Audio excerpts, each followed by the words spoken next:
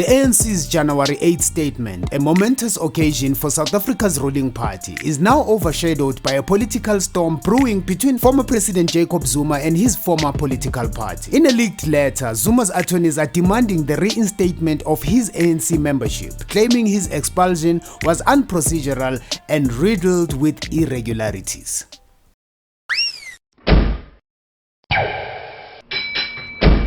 We have acted on Zuma. It's not a member. So we're following that process. And that's what is important. And we are not going to respond to any other thing because it seeks to divert us from this occasion. Hello and welcome back to Headz Up SA. Today we unpack the explosive developments involving Jacob Zuma, the ANC and the growing influence of the MK party. Could this be the beginning of a shift in South African politics? Let's dive in. Jacob Zuma, a former president of South Africa and a long-standing ANC member, is now demanding his reinstatement after being expelled from the party last year. Zuma's lawyers argue that the ANC's National Disciplinary Committee acted irregularly and they are calling for an independent legal review of the process. In the letter, Zuma's attorneys threaten legal action if the ANC doesn't comply by the end of January. But is this just a legal battle or is there a deeper strategy at play? The timing of this demand couldn't be more significant. The ANC's January 8 statement is a cornerstone of its effort to rebuild and reconnect with communities. All of them must leave! They cannot push me in my mother's house! They must leave! All of you guys! Leave now! Leave! Leave! But Zuma's move seems designed to redirect the narrative back to himself, potentially destabilizing the party's agenda. Adding fuel to the fire, Zuma's letter criticizes Fikile Mbalula's comments on Tony Yengeni's criticism of the ANC's coalition with the DA. Zuma describes Mbalula's remarks as acts of intimidation and victimization, accusing him of undermining the ANC's internal integrity. Tony Yengeni is nothing else but a political Casanova. And he is spewing vagrant political views and views that are embraced by a few malcontents. Yengeni, a known Zuma's ally, has been vocal about his discontent with the ANC's coalition decisions. Could this growing factionalism push more ANC members toward the MK party, a rising political force? The MK party's constitution allows dual membership, enabling members to remain active in their original parties for up to 2 years. This provision has sparked speculation about the presence of double agents within the ANC. Is Zuma's strategy part of a larger plan to strengthen the MK party and weaken the ANC from within? Most of believe, you guys as the MK party, you believe that, Jacob Zuma also must respect the rules, the code of conduct of the party, the constitution of the party, whatever expectation of the party has. Otherwise, what kind of leadership is that where you say, all of you are not allowed to do this, but Ubaba can do it? That's what I'm trying to understand, which is why I'm broadening it, that if you are saying that it's okay for the former president as the MK party to have an ANC membership, have the MK party membership, how do you go to your members and say you can't do that? But Clement, I'm saying it again, I'm saying that our constitution focuses on the character. The constitution is not talking about in terms of... So you won't have an issue with members who do that? I think yes and no. So what's next? Will the ANC reinstate Jacob Zuma before the end of January as demanded? Or will they face him in court, potentially dragging the party into further turmoil? And we are not going to respond to any other thing because it seeks to divert us from this occasion of 113th year. He had an opportunity to send his love letter many days ago. He didn't, but he chose this day. That's how he works. That's how he operates. Mischievous, uncouth, ridiculous old man who basically thrive on disunity for his own self-interest. That's what he does. He doesn't serve South Africa. He doesn't serve the ANC. He doesn't serve our people. He serves himself. himself and only himself. That's what he is.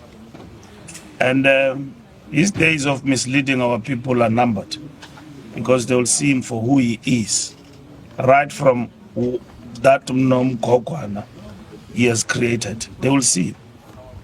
He's a liar, he's unreliable, he only serves himself. He's not a friend to anybody, but he's a friend to himself. And the ANC will treat him with the same intensity of who he is going forward. So there's nothing to respond to that letter.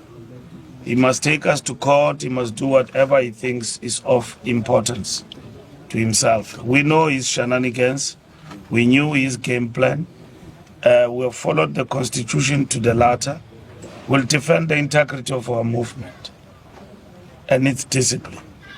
All members of the ANC to the ground, and to stay focused everywhere else in the country. All actions that seek to pep him up are temporary. We will regain our strength, and that's what is important for us. We are focused. Here in the Western Cape, I'm standing next to the provincial secretary. We are here to strengthen our organization, to make it a point that it lives. And as we say today, ANC lives, ANC leads. And that is the battle cry here today. We have accepted the outcome of the results. We've gone to our people. We're working on redoing everything that is wrong. That was done by Jacob Zuma, among others, to make it a point that South Africa thrives. Under the leadership of the ANC led by Cyril Ramaphosa. And that's what we are focused on. Any ill-disciplined tendency will be dealt with the ferocity of a cornered bull and the agility of a cat. We will deal with ill-discipline in our movement.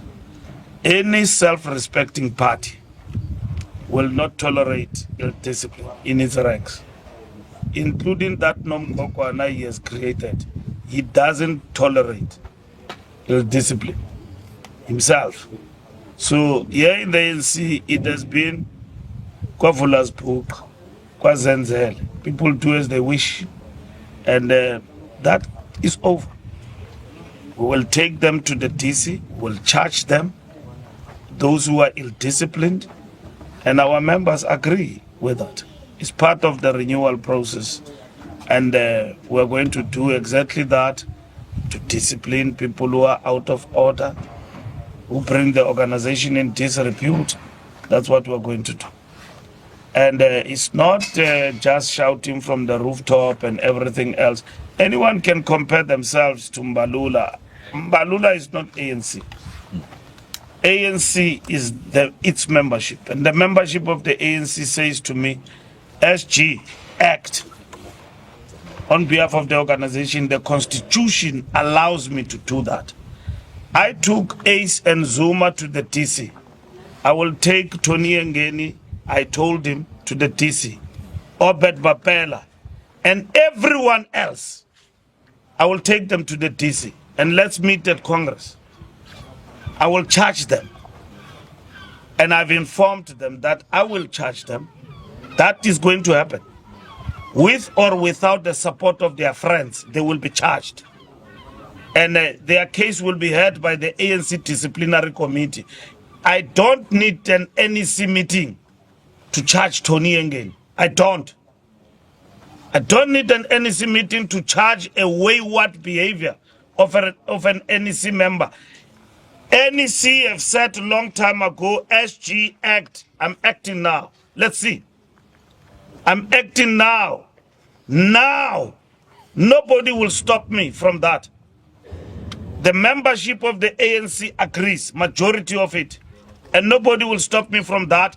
We don't need permission of anyone. The Constitution agrees with us to act, and we have acted before. And that's it. Thank you very much. Thank you very much. I'm sure you've gotten as much as you needed. Just a follow up. Yes, a quick one. You're describing former President Jacob Zuma as a liar. Why would you Describe. Zuma is a liar. There is a catalog of lies he have made to South Africans. Go and look at them. He's a liar. Unreliable, self-serving. And I'm saying that. Go and look at that. There's a catalog of the untruths he have said in this country. To the ANC and to everybody. He's a liar, unreliable, and at the same time irresponsible. And I've got a right to say that because he's not a member of the ANC. I've got a right to say that. He is irresponsible, a liar, and he is a liar. And if he says he's not a liar, he must tell us why he's not. We will throw the book at him. He's a liar. I mean, the fact that he can turn stones into bread is unbelievable, actually. That a person like Floyd, yesterday, who saw Zuma's lies and says today is not a liar, it's unbelievable, isn't it? It's unbelievable. It's unforgettable. It's unrepentable, actually. I mean, the guy was on a pulpit in Parliament, seeing Zuma's lies campaign, saw Zuma's untruths. And this is why people will never have trust in politicians. Yeah, but namhlanje rating also orange. I mean, that's what people will never trust, our politics. Because politics must be defined by principle and a backbone. There's no backbone there. Tell me, where is the backbone there? There's no backbone there. There's untruths and everything else, people defending each other, making each other favors and all of that. It remains like that. And that is it. Thank you. And how will this impact ANC's already fragile unity? One thing is certain, Jacob Zuma is far from being a spent force in South African politics. His moves continue to challenge the ANC and keep the nation watching closely. What do you think? Will Zuma's demands shake the ANC to its core, or is this just another chapter in South Africa's political drama? Let us know in the comments below. And don't forget to like, share, and subscribe for more updates on this developing story. Keep your heads up, SA.